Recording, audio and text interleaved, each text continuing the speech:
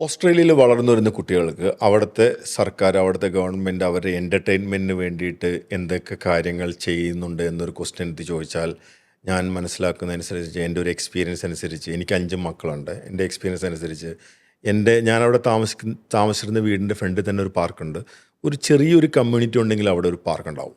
ഈ പാർക്കിൽ ഈ പാർക്കുകളെല്ലാം ഫ്രീ ആയിരിക്കും. പാർക്കുകളെല്ലാം ഫ്രീ ആയിരിക്കും. ഒരു എൻട്രി ഫീസോ ഒന്നും ഉണ്ടാവില്ല. ഈ പാർക്കുകളിൽ കുട്ടികൾക്ക് ഇഷ്ടം പോലെ കളിക്കാനുള്ള സൗകര്യങ്ങളുണ്ടാവും.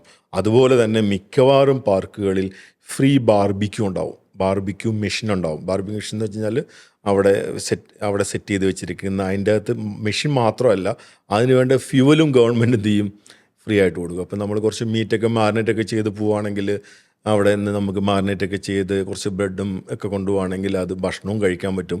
അതിനനുസരിച്ച് കുട്ടികളെ എന്ത് ചെയ്യാൻ പറ്റും, കുട്ടികൾക്ക് അവരുടെ എൻ്റർടൈൻമെൻറ്റ് അവർ കളിക്കാനൊക്കെ പറ്റും.